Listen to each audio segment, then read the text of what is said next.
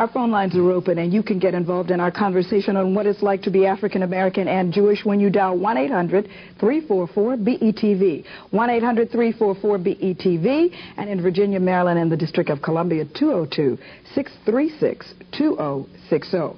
Let's take a call. Good evening. Thank you for being out there. Where are you calling from, please? Oklahoma City. Welcome. My name is Nathan Crispin. I was wondering if your panel could address this question, please.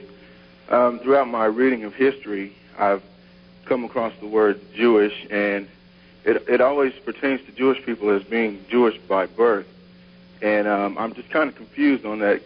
Is it not true that you can also be Jewish just by affiliation, just as you can be a Christian or a Baptist, and you don't have to be born to be Jewish to be called Jewish? And it seems kind of used by the media quite often that someone who says anything negative towards Jewish people is an anti-Semite, whereas I could be a black person as I am. If I say something bad about the Jewish community, it wouldn't be necessarily, an anti-Semitic statement. Just if I say something bad about the Baptists or Christians, it wouldn't be anti-Christian. All right, we touched on it earlier, but let's review it again. When you convert, what does that mean? Explain the procedure. The procedure for conversion is firstly, acquiring a body of knowledge with respect to the Jewish customs. These customs and this body of knowledge is based upon the halakha. The halakha for conservative and Orthodox Jews, the word halakha means the way.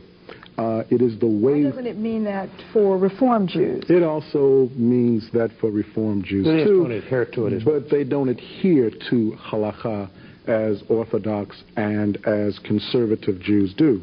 The process is, after a body of knowledge has been acquired, the prospective person is then questioned as to their sincerity for coming into and embracing the Jewish faith.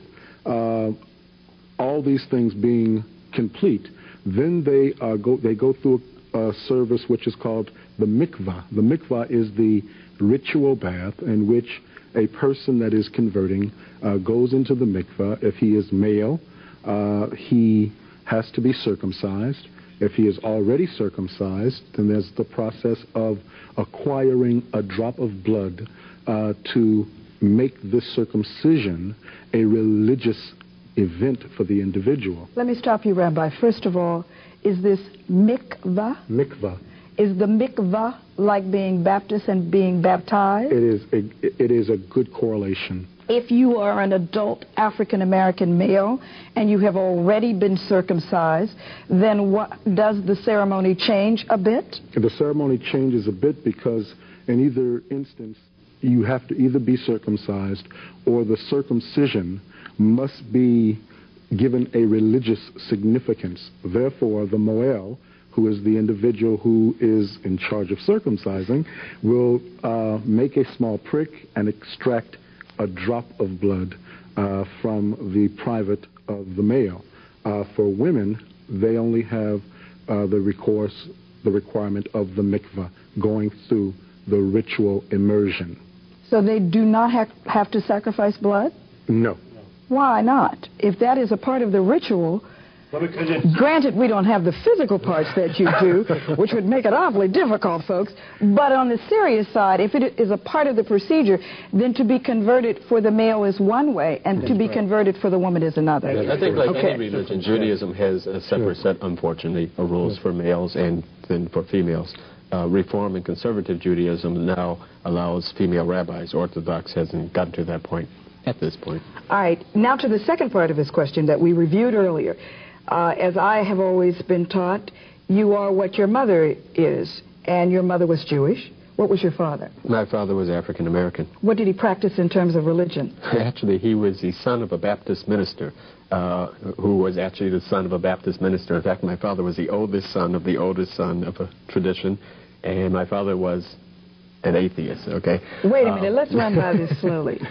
Your father was the oldest son of a Baptist minister. Right. And he was at one time? Who was also the oldest son of a Baptist minister. So I'm saying that it was and he three broke generations. The rule. He broke the rule by, he was also one of the highly intellectual talented, not even 10th, 1%. He took the civil service exam during the Depression and scored number 2 in the country, and then he walked around his house saying, there is no God, you know. So, I mean, this thing kind of upset the Washington household a bit. Just a tiny bit. Right. So you embraced the religion of your mother. Yes, I did, right. But she also was very reformed, and reform is...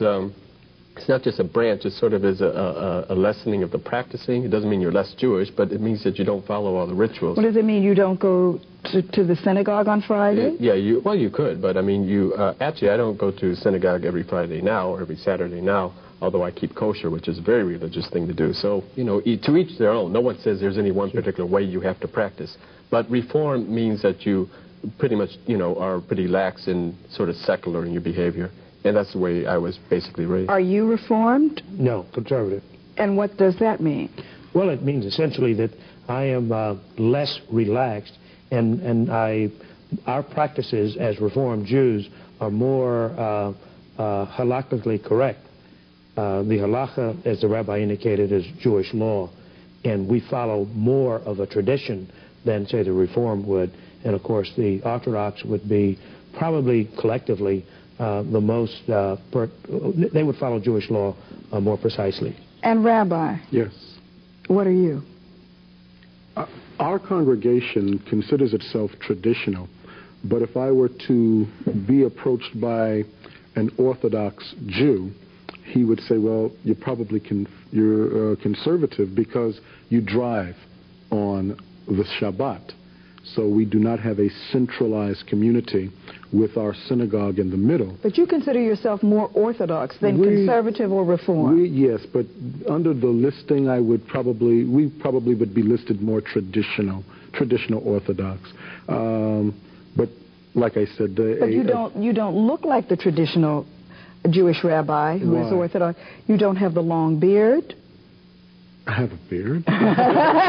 See, what I'm giving you is what most people would generally think. What you have, rabbis have beards at all. Right. What you have a clean shave. What we see in America, when we talk about Jews, basically are Jews that come from East and West Europe. Right. Okay, but in fact, the oldest Jewish community in the world is that which was in Ethiopia. Over 3,000 years of unbroken history. Let's take a break. When we come back, let's explore the issue of who the real Jews are. There were some Jews in Chicago who migrated to Israel and said they were the true Jews. And how does the white Jewish community in America embrace these African American Jews? And then we want to talk to you. A lot to do right after this.